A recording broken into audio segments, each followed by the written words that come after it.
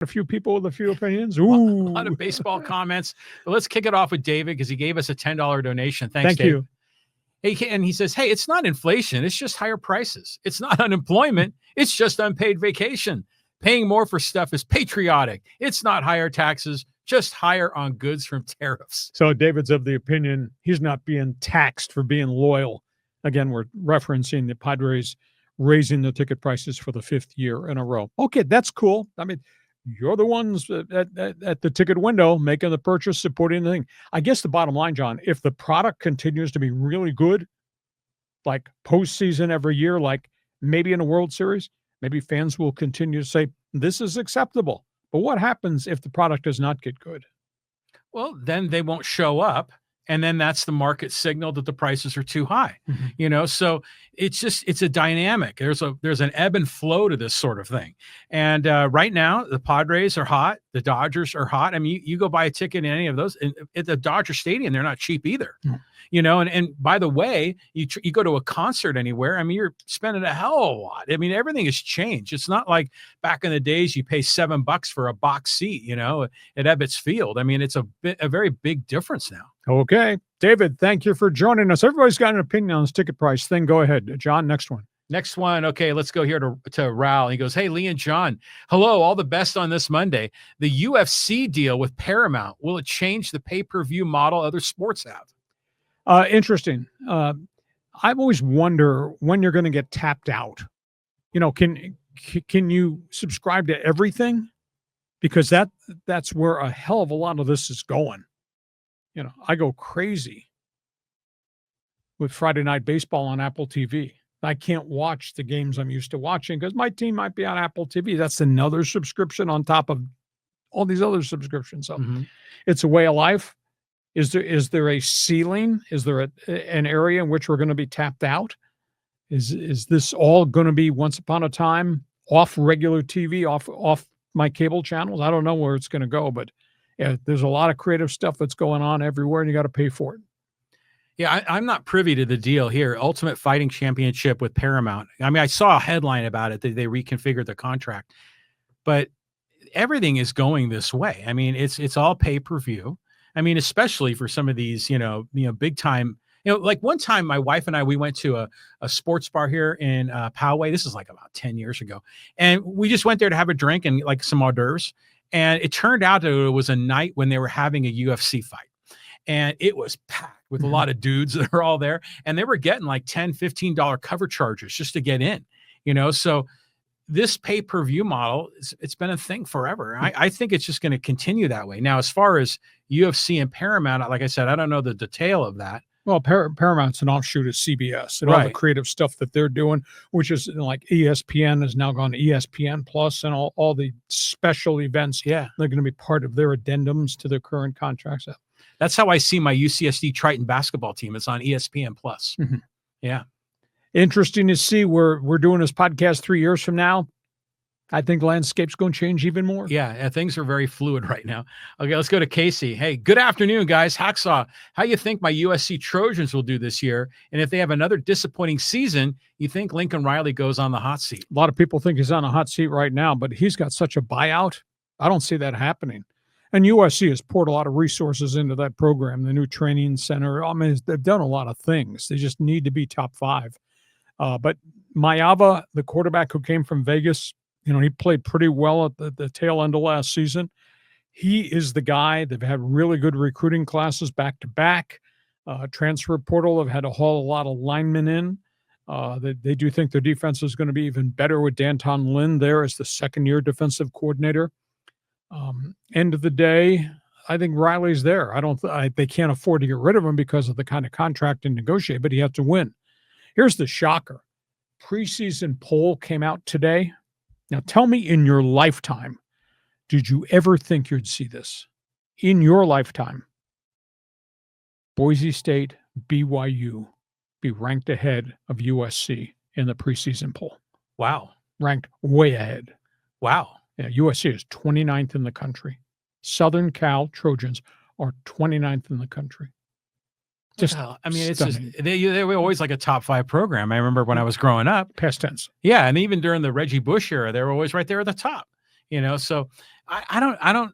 Now the quarterback, we talked about him. We got him mixed up with Mason Miller. It's Miller Moss, right? Miller Moss was there and then got benched and then walked out, announced in the middle of the season, go to the transfer portal. And luckily they had Maeva there, who came from UNLV after one sizzling season. He was really, I thought he was going to be a superstar in the Mountain West, and he bailed and he went to Southern Cal. He had forced him on the field. He played pretty well. I think he was 4-1. So it is his program right now. Well, it's interesting to see like these Pac-12 schools going into the Big Ten, and they're like oftentimes in the bottom half. I mean, did USC finish in the bottom half last year of the Big Ten? They scuffled to get to 500. Yeah. It was kind of messy at the end, and it was messy the year before. And Lincoln Riley has not been welcome with open arms because this hasn't been what they thought it would be. His first year with Caleb Williams was spectacular. Second year, the whole bloody thing fell apart, and Caleb was running for his life every game, and then obviously went to the National Football League. So Sooner fans are still upset. Oh, you know, because he took the money and ran. Yeah, you know. So that's where we are. USC. I don't think he's on a hot seat. He's not a real popular figure right now. But when in your lifetime, Casey, did you ever think BYU and Boise State be ranked ahead of Southern Cal, which is 29th? 29th is just ahead of obscurity in college football. It's amazing. I mean, where's UCLA? It's probably not even on the radar. No, not at all. Yeah. No. And San Diego State's even farther back than that. Exactly. Oh, my goodness. Case, thanks for being with us. Okay, let's go to Lenny. He goes, hey, Padres need to have their starting pitchers do more innings. Otherwise, their bullpen will be worn out by the playoffs. One of the interesting things I've observed, and this is not a criticism of Mike Schilt, but I don't quite understand it. So they get Mason Miller in this trade, and they say, wow. So now they've gone from the four horsemen to the Fab Five, or maybe as I call them sometimes, the six-pack of relievers. But all of a sudden, they're doing things differently. Why is Jason Adam coming out of the bullpen in the fifth inning? Why is Morion coming as early as he is? You have a structure that was working really well. You know, whether that was Estrada, then Morion, then Adam, then Suarez. This had worked for the 2/3 of the season. Why all of a sudden last week, post-trading deadline, are we bringing guys in the fifth inning and they're scuffling? That, you know, I had thought that the theory was, well, we got Mason Miller. We'll have two sets of bullpen brigades. Mason Miller and the guys they'll be called at pitch on Tuesday, Thursday, Saturday, and then we could have the other relief group, you know, whether it's Morion, Adam, Suarez. Yeah, they could do it on Monday, Wednesday, Friday, or Sunday. Yeah. But that doesn't happen. I don't understand why Schilt is calling guys out of the pen now in different responsibilities than they had before when they were excelling before. It kind of it doesn't make any sense. Well, first of all, we had the case of Michael King coming back from the injury. I think only went 3 1/3. So you already knew you were going to have to dip into your bullpen early. So that's Wandy Peralta and friends. I understand that. Yeah. That's David Morgan.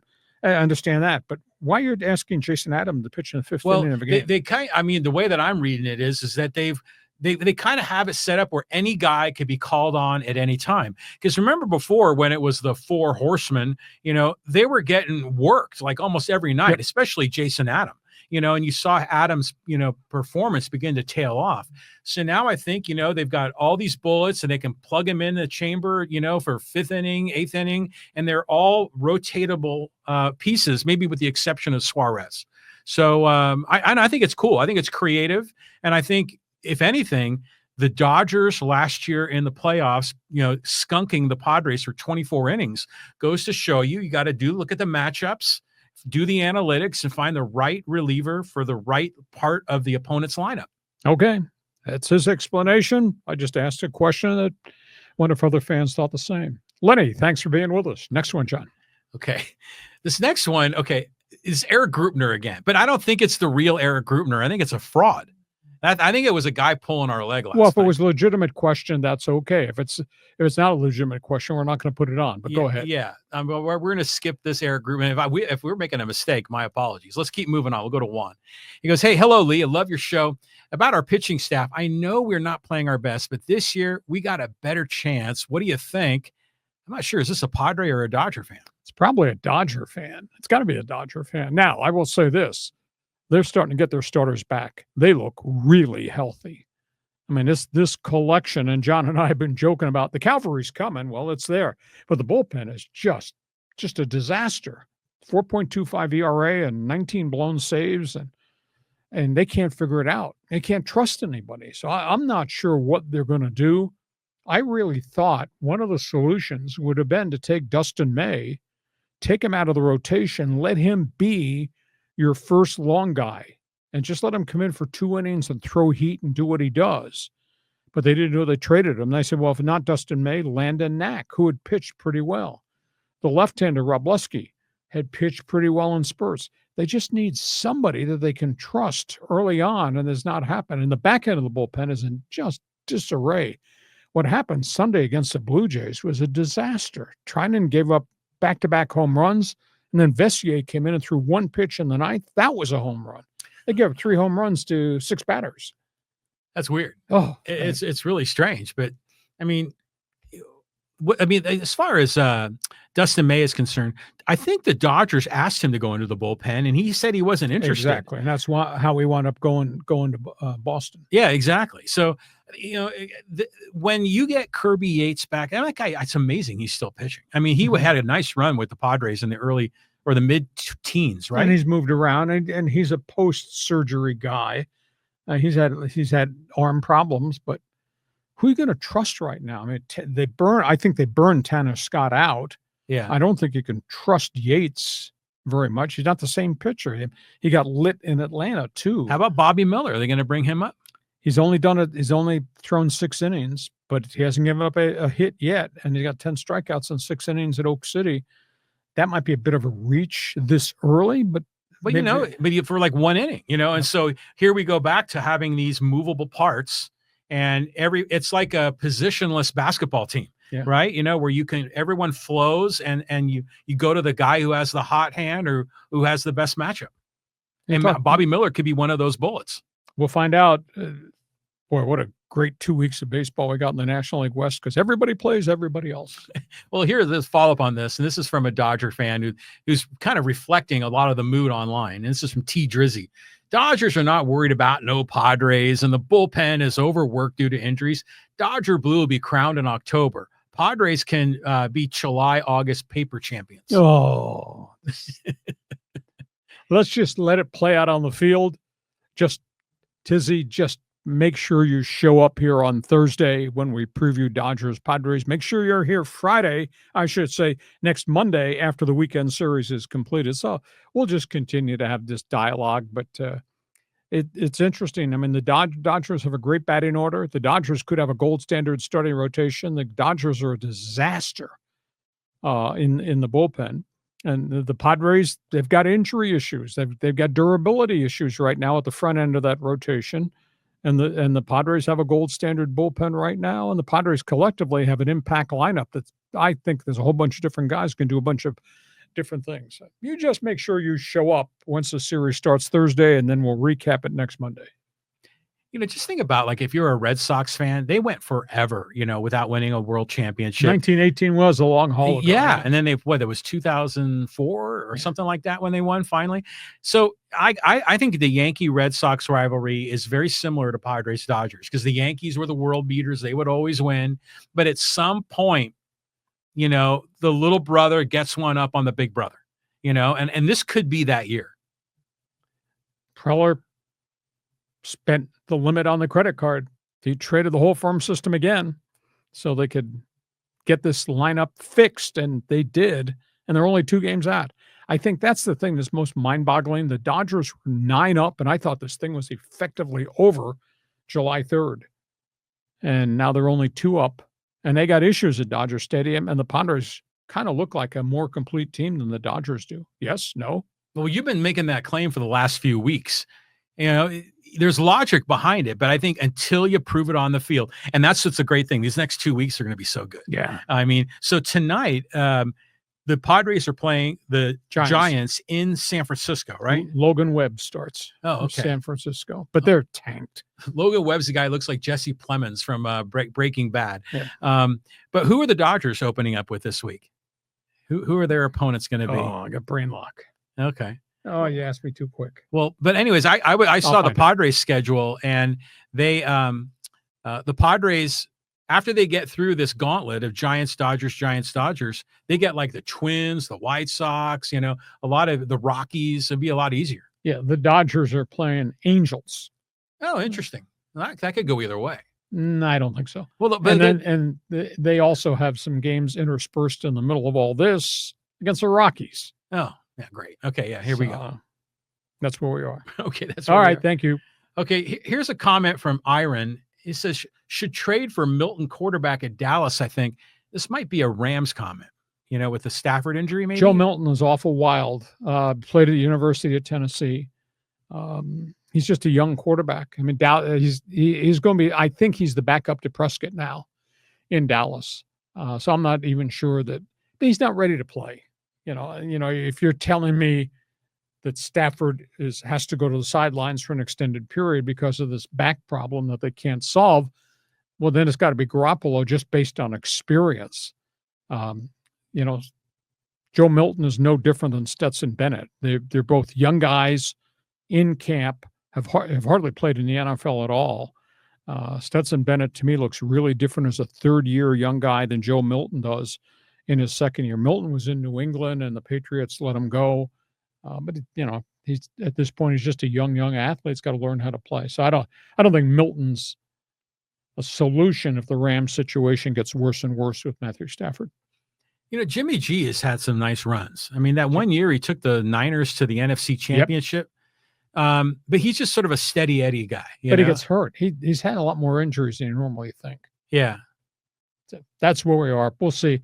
I just hope for Stafford's sake that he can come back, because he is such a difference maker in terms of leader and big time player. I mean, he threw for 3,700 yards last year. Amazing. So I mean, he's 37 years old, right? Exactly. Yeah, unbelievable. On we go. Thanks. Okay, let's go back to David. Thank you for the donation, David. Hey, do you think Machado can keep his mouth shut against the Dodgers, or will he show who he is and stir up his teammates to be jerks? Well, I don't think it's just Machado. I mean, they do get fired up. I mean, Tatis he's got an edge to him to show Dodger fans how special he is, etc. Some find that offensive. But that was last year, and this is a whole different set of circumstances. This is a very different Padre team at this hour than it was 2 weeks ago, than it was last year in postseason play. The Dodgers, they don't have those dynamic personalities. There is a flair to Fernando, and there is a flair to Manny. The Dodgers don't. The Dodgers they just got steady workman guys like Ohtani and like Freddie Freeman and Mookie Betts. It's a different way to do business at Dodger Stadium with those players than it is with the Friars. And there's nothing wrong with having emotion and playing on the edge, etc. Dodger fans resent Machado. It's just nonstop. Yeah, nonstop. It's funny. Wherever he goes on the road, everyone always boos him. Mm-hmm. Doesn't matter what stadium he's in. Manny Machado, and boo, everyone's booing him. But the Padre Dodger series emotionally has gotten to a whole different level. Oh, sure. So you got Dave Roberts playing some Jedi mind tricks on the Padres. They're trying to get underneath each other's skin. So that's what makes it so fun to watch. It's made playoff baseball this week. I mean, the Padre Red Sox series, that was pretty electric. That kind of felt like playoff baseball, though. Boston is so good, but so young. Boston never been there before. And I figured, here come the Padre bullpen guys, and struck out 13 one game, 14 another game. And poor Red Sox kids were just overwhelmed. Well, did you see the at-bat on Sunday? And Adrian Morejon was pitching and to Roman Anthony, and he struck him out like on a changeup, down and in or something like that. And boy, Morejon was fired up, man. He was ready for that. And he was you could see on every pitch, he was sort of pumping himself up emotionally. He was shaking his head like, yeah, I'm that dude, and it all went. So it was great theater. And again, that's that just makes sports so fun, you know? I think this will be great theater this week. Not so much against the Giants, who are 2-11 at home. It's interdivisional. The Giants don't have any firepower. Well, but the Giants fans usually travel pretty well. So, it's still going to be good stuff. Those games are not going to be cakewalks. Giants are going to try to be knocking the Padres off. Padres, Dodgers. Yeah, I think the world will be watching that one. Oh, for sure. Yeah. Okay, thanks, David. Okay, let's talk a little San Diego State from Raul. He goes, hey, guys, why are San Diego State football tickets so expensive? Why not lower ticket prices, get more fans and families in? They priced it wrong right from the get-go at Snapdragon Stadium, Raul. Whoever gave them advice, it was disastrous. They must have thought, well, the Chargers are gone. We'll just price it high and we'll rake in Charger fans, and that did not happen. And it's too bad because the product has really slipped. I mean, I mentioned this a couple of weeks ago. Under Rocky Long and Brady Hoke, they were combined 106-48. That's pretty damn good football. And obviously, since that point in time at the tail end of the Brady Hoke era, and then obviously what happened last year with Sean Lewis, they're 7-19, and the roster turnover has been ridiculously high, and they've lost the community. Their season tickets, they're just over 6,000 now. And at one point it was 15,900 plus. And now it's just a shade over 6,000. So prices to me are really high. Now, if you're going to scream back Aztecs for life, that's fine. You can buy a season ticket. And I was stunned. I didn't know this till 2 weeks ago. You can buy a season ticket for $200 plus a contribution to the Aztec Club. But that's a big number, that contribution, isn't it? No, not for the $200 price tag. Now, if you're going to buy 50-yard line seats, yes. But you, even for the inexpensive ticket, you have to kick in more than $1,000? No, you can buy the $200 season ticket for $25 donation to the Aztec Athletic Club. Only 25. You'll be sitting up there with Bob Uecker in the cheap seats. But that's okay. Yeah. You're supporting it. It's interesting is we were talking about the dynamic with Padre prices, and the Padres have raised prices, but people still show up. Mm-hmm. Aztecs, they're getting a market signal as well, right? People don't show up as much. They're not willing to pay the price. So the right thing to do would be to bring the price down. But that's unfair to the corporate sponsors and the people that bought lifetime season tickets. You're going to cut the prices? Well, they've done that a couple times already. And that makes them bitter, no question. Yes. But, the market is dynamic and things change. So I think the Aztec, brain trust is probably thinking if we did let's say a 50% cut in prices, it'd be really hard for them to ever bring it back up. And it just destroys their whole financial model. They just need to win. If Sean Lewis has a good year this year and they get, 75% capacity at Snapdragon, I think everything's going to be fine. But if it's another crap year, then they're going to have to make some hard choices. I mean, I'm shocked. I've gone out there a lot. I am shocked. Their last two home games, 10,000 came into the stadium. The last two home games in a stadium that was built to seat 32. 10,000. Now, granted, the team was losing. They were 3-9. They fell apart. You had the fallout in the aftermath of the Brady Hoke era, which didn't end real well, which is too bad. But God, they were 106-48, and now they're 7-19 and empty seats everywhere. Well, now I haven't looked at their schedule, but obviously they're meant to play at night when the temperature is cooler. Mm-hmm. But sometimes TV kind of puts them in the middle of the day, and people get angry about bacon out there. Well, they got baked. It all started with the first home game against Arizona at Snapdragon, which was 1:10 in the afternoon. It was 110, and the people roasted in the stadium, and then they got killed.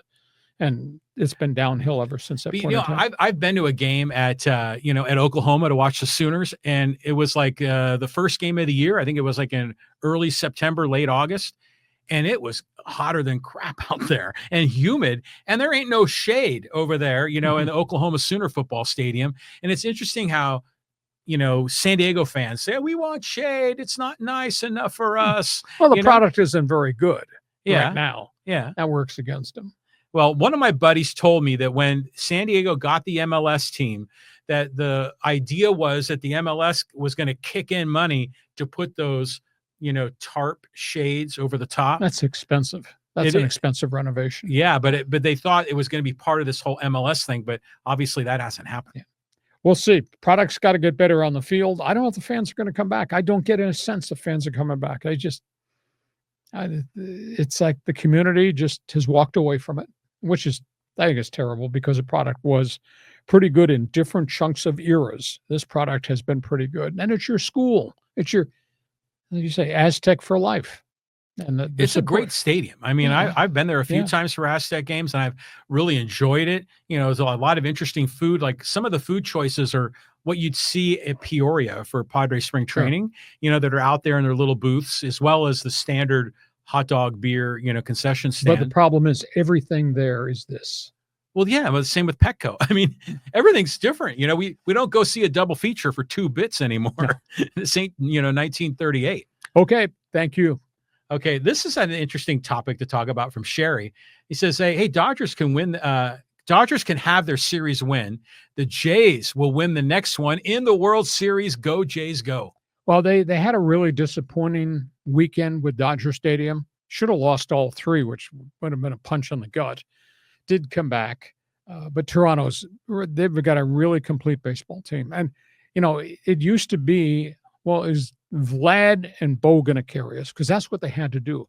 They got so many guys. I mean, Alejandro Kirk is hitting 310, a power hitting catcher.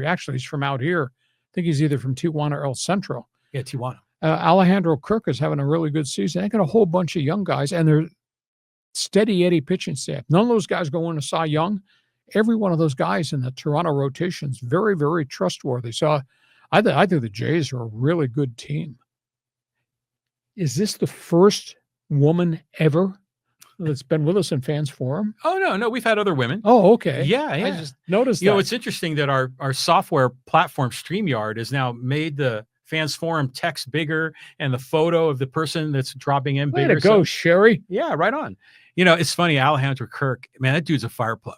Oh, a fire hydrant. Yeah. But boy, he's a grinder. He's kind of like smaller version of Sal Perez, Kansas City's catcher. Or to me, I think of like Lorenzo Neal or something, just a big wide body dude. And he's kind of like compact, but boy, he can hit. He's hitting 310 last I checked last week. Mm-hmm. So they've got some really good young players there. And they don't have any pitchers that are going to win 21 games, and they don't have guys going through 100 miles an hour. They got crafty starting pitchers, and they got a collection of the batting order. And obviously, Guerrero and Bichette have to hit their 300s and hit home runs, but they are this season. Thanks, Sherry. Next one. Oh, Canada. Okay. Let's go back to Richard. He says, hey, can the Padres play the Dodgers without the emotional, out-of-control play these last 6 games remaining? It starts and ends with Manny. Can we just enjoy the series without the San Diego BS? Well, some of that's got to do with the fans incite the players. The players get excited. When you make big plays, the stadium goes crazy. I mean, I do think there's something to be said for beat LA, and go Dodgers, go, etc. So these events, these games in the last 2 years, calendar years, have really become electric. I think the vibrancy at Petco Park is just spectacular. And the product's been pretty damn good. So I don't have a problem with it, as long as it's in good fun. But these guys do play with a lot of emotion. They wear it on their sleeve. At least the Friars do. Yeah. And the fans kind of create all that energy in the park, and the players sort of feed off of it. But I don't know, they always try to make Manny the bad guy, and like he just sort of threw that ball like towards the dugout, and they're like, oh my God, it was an incoming projectile. It almost put me on the injured list. And Dave Roberts was, pushing buttons and that whole thing. I don't know. And Mike Schilt has the ability to be a red ass too. That's okay. Yeah, but the whole Robert Schilt, like, they got face to face there for a while, and yeah, that was pretty cool. And remember, we saw that with Dave Roberts and Andy Green too. But to me, it's just big brother, little brother, and it's a great dynamic to watch the ball game and be a part of it in the fan experience. Can't wait. Get through this giant series against your dead wood there in McCovey Cove, and let's get to the other one. All right, let's go to social media before we wrap this up. Well, go ahead. I want to do one more here. One more from and this is from Raul. He says, Browns have agreed to retire Sanders' number after he fails to make the practice squad. Oh, geez, you're piling on early. Raul, that's terrible. Let's give the kid a chance. Let's just see. He'll cut himself, or he'll make the roster himself. But that old NFL story, oh, you got 2 quarterbacks? You don't have any. They got 5. I don't think they got a legitimate starter yet, but the kid is an athlete. Let's just see how he grows. I hope they play him in the next 2 games. Just give him a half. of each game, and let's just see how he does, and does he make some progressions here? Because I thought it was really entertaining to watch him run all over the place, but you can't do that. Once we start playing real NFL games with Pro Bowlers, can't do that. What's up with Dylan Gabriel? What's the latest? With on him? hamstring, he's not practicing. At least he was not supposed to practice today. So we'll see if he gets a chance to practice this week, gets in one game, etc. The starter is going to be either Flacco or Pickett, and Pickett, the one that's had the lingering hamstring problem. So it looks like Flacco is going to be the starter. Joe Flacco, man, he's like a cockroach. He doesn't die. But he still plays. He plays effectively. Age 42, Delaware Blue Hen. Think about that. That's 1AA, right? Yes, and we always talk about that guy where they came from. He's not the first one to start from Delaware. Rich Gannon. Oh, interesting. Rich Gannon was an option quarterback at Delaware. He became a longtime star in the NFL. Oh, yeah. Very trustworthy, intelligent guy. Raiders, Chiefs. Oh, yeah. Cool guy. So, and Flacco's kind of like that. Different type quarterback. Right. Okay, let's do social media here. Yeah, Raul's got like Fidel Castro in his avatar. Yes, thank you. Okay, let's roll along here. And okay, let's talk a little bit about the Dodgers. And this is with Ball 7906. He said, hey, Hacksaw, you were too early on this post. Mookie and Shohei both are now hot. Shohei has 41 homers on August 10th. Betts is 8 for his last 28 with 6 RBI. But you know what? In the 8th and 9th inning of that Sunday game against Toronto with the bases loaded twice, guys didn't produce. Mookie's been hurt, and he says the hand injury that he had last year has continued to trail him this year. We'll see if he continues to hit. Now, he's had a good week, finally, and they've kind of tried to move him out of where he was in the batting order. Ohtani's doing well, but he's not hitting everything. He's hitting home runs, but he's not hitting for average. And ever since they ramped up pitching, his ability to do some of this other stuff in terms of prep has kind of gone away. So he's not quite the terrorist at bat that he was the first half of the season because he's so much prep time towards pitching. We can analyze every player forever and ever. Doesn't matter. Let's see what they do on the field. Well, it's funny because that video, we recorded it on Thursday, and I think I released it, after it was done editing on Saturday, or maybe it was Sunday. And so, but a lot can change in a few days. And suddenly, Mookie started hitting again. Yeah, extra base hits. I concur. Okay. Let's go here. We'll talk. Let's go here for talk a little Padres, and we'll go here to Charles. He goes, hey, Lee, long time listener, we'll be fine. They have 3 years to make up the ground on what they traded away. We're going to run out of time with Manny. He's not going to be hitting like this a couple of years down the road. Padre fans are packing Petco. They got to make the playoffs this year to keep this fan base going. Your Petco is running at 106% of capacity. They had to do something serious. Well, Padres have done everything except get to the Fall Classic, and that's the next thing that has to happen. My only reaction last week, and I still maintain it this week, 50%, 57% hike in tickets over 5 years. Man, that's monstrously big. I mean, it is expensive to go to a game. Food is expensive. Clothing is expensive. Parking is expensive. You can rationalize it's like that everywhere. Maybe that's true. But their window is right now. It's got to be this year or next year to be World Series because this age and contract length issue, that's all going to catch up to them. And now maybe you say, no big thing. We'll just continue to draft well, develop them, and then use them as trade bait for the next wave of veteran players we're going to get in. I guess you keep buying on the credit card, but doesn't the credit card come due sometime? Yeah. Well, it seems, if they're willing to trade DeVries, then no one's safe, right? Yeah.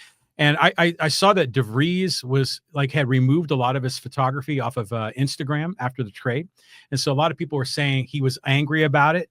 And that was the idea, the hypothesis. But then there was a report that was released in Major League Baseball that talked about which franchises the players want to play for and have heard good things about it. And the A's are at the bottom of the list. Sure. The Dodgers are at the top, and the Padres somewhere in the middle. I thought the Padres would be a little higher. Yeah, so did I. But maybe that's because Preller's reputation, you draft him, you're going to trade him. Guys aren't going to be here. Yeah, well, that's just the nature of the business. I mean, because even if you make the squad, a lot of guys that get released, they get picked up somewhere else, and they're just movable parts. I mean, that's just the way it goes. By the way, Charles says, Lee, long time listener. How often do you hear that? Long time listener, first time caller? I get yelled at a lot. Yes. Guys, the most funniest thing is I cross paths with people all the time, and it's great. And I like to say hi to people, etc. I mean, it's hard because people want to start doing a talk show. And, do you remember I called you in 1991 and you yelled at me about something you said about the Denver Broncos? Yeah, well, it's kind of hard for me to remember every phone call I took because I took so many phone calls for so many years. But it's nice to be remembered. And this is so cool that we got all these people that have now surfaced, have kind of circled back to us now that the landscape has changed and they know where we all are doing podcasts now instead of doing sports talk radio. So do I miss it? Yes. Am I happy doing this? Yes. It is a lot of work. This doesn't happen just by showing up 15 minutes before airtime and hoping it goes. No, I mean, you do your work. I mean, you come in here with all these notes. But by the way, I called you. It was like 1990, maybe 89. Oh, you were the dumbass I hung up on. Yes, I remember that call. But yeah, I did. Okay, let's keep on going. And a couple more here on social media. Let's go to the Rams comment. And this is from Conrad. He goes, hey, Matthew Stafford, talking about his back problem. Hey, he is one of the toughest quarterbacks in the league. He's starting practice on Monday. That's today. Rams are going to preserve Stafford until September. Rams are going to the NFC Championship. It's a setback, though, because as we broke the story, he walked to practice in clothes. He left before practice started, not on the practice field, central hyperbaric chamber. That's oxygen treatment of injuries. He's not ready. Evidently, something happened between the 60 passes he threw Saturday and what happened yesterday or this morning, the fact that he felt very uncomfortable. So they're not putting him back on the field. So I wouldn't call it a setback yet, but maybe I would call it a setback because he's not close to just being able to do routine things, much less go 100%. So I'd be really worried because now we're just 3 weeks out. Yeah, it's getting down to crunch time here. Mm-hmm. So we'll find out more on him. Let's keep moving on. Talk a little about the Chargers. This is a follow-up to the whole Rashawn Slater going down for the injury. You pointed out a lot of other things going on with the Chargers. And Dragon Rider Sally said, holy crap, he's the biggest hater of all time. How can I be a hater? I'm telling you what I think. You lost the number one offensive lineman, the second highest rated left tackle in the entire NFL. That covers about 75 players at that position. You lost him. You gave up on the idea of moving Zion Johnson to center because he couldn't handle pass blocking at center and all the other responsibility. Your offensive center is 32nd ranked, the worst starting center in the league. You gave all this money to Mekhi Becton, has not practiced since the 28th. They're not telling us why. And you got to go back to Trey Pipkins, who was found wanting at right tackle and at right guard. Now he's got to be your right tackle again. I mean, the only saving grace is Joe Alt is so good, he can go from right side to left side to replace Slater, but it's just no longer the same team. And I'm a hater? I'm just telling you the facts. These are the facts. What am I perceiving that's wrong here? No, it's funny, though, because there are other comments online this past week. They're saying, hey, is Hacksaw on the Dodgers payroll? They're all like, he loves them or he hates them, but there has been a lot of, bummer news coming out of camp. I mean, and it's been that way for the past few weeks because it started with the Najee Harris thing. Yeah, exactly. But are they a good team? Yes. But now all of a sudden there's some flaws. I was all excited with the reality, Sally, that the Chargers had 3 number 1 draft picks in the offensive line, and that was going to be the foundation. Well, now you got one. The other one is struggling, and the rest of them all have issues. So I'm just really worried about that. And Najee Harris was an increment part of what was going to make this running game much better. And now it's got to be strictly on Omari Hampton, who's a raw rookie. And if he's running behind an offensive line, that's not what I thought it would be. I think there's just these problems. I'm keep checking off all these issues and there's problems there. Hater? Nah, I'm not a hater. Jeez. Well, you said Slater was the number 2 left tackle. It was like Trent Williams, number 1? I think he was. Yeah, I was trying to figure out who it would have been. Yeah, but that's out of 75 guys who played left tackle last year. Right. And he never came out of the games. Second rated. Oh, it's and such a fluke play. And the injury is tough. It exchanged emails with a sports medicine guy who says patella tendon injuries and tackles are really hard to come back from. So yeah. they're going to 10 to 12 months. Oh, yeah.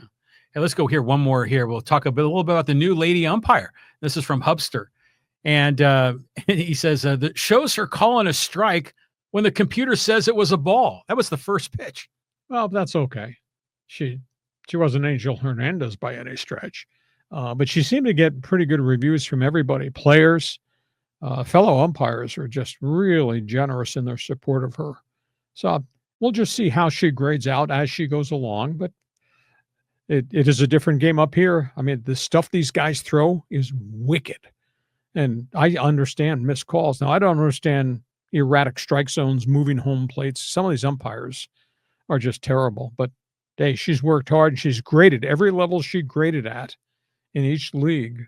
She was really top in efficiency. So let's just see what she does. But the fellow umpires were very, very positive and supportive of her right from the get-go. It was kind of cool. Yeah, I would expect that, and I'd imagine the players too being supportive of the whole idea. We're kind of evolving, I mean, 30, 40 years ago, this would never have happened. Exactly. But I saw a ranking where, because they grade these umpires, so home plate umpires, every game. Yep. And out of the 15 games, she was ranked number 13. So it's kind of down near the bottom. But I was telling my wife about the first pitch, and it was, it was inside by like a good 4 or 5 inches and strike one, and my wife was saying, no, she's just probably nervous, Yes, I think so. But I just want robo ump. It's coming. It's coming. But I want consistency. Well, I don't want consistently bad. I want consistently good. And that's what the robo ump is going to do. They have the technology. They're just afraid to fully roll it out because you're going to get resistance from the umpire union, and probably certain, players are going to be upset about it. I don't want to hear from the men in blue. You've had years and years to get better at the job. And the home plate balls and strikes issues in the last 2 years, it's degraded. It's gotten absolutely worse. I want to see 5 challenges each manager per game, because there'll be more questionable calls than just the 2 that the guys are allowed to say, check that. Let's give them 5. Let's get as many right calls as we can. Yeah, well, don't have challenges. Just that's the mechanism that calls balls and strikes. Well, it's not going to be for every pitch. But they should do it for every pitch. They can do it. It's doable, I mean, just get it right. I mean, they do it with tennis, like when you see the computer enhanced animation. Line calls. The line calls, they don't say we're going to have to do a challenge, for a tennis. They just do it when they need to use it to get it right. So to me, that's what they need to do with all this. I don't know. You better be careful as we start using challenges on this podcast. There'll be a lot of people listen to what you have to say. They'll be showing the pictures on you. Yeah. Hey, listen, we hope you've enjoyed this podcast. We are here Mondays and Thursdays at 1:30. We cover topics on the table. We really enjoy having you with us in Fans Forum.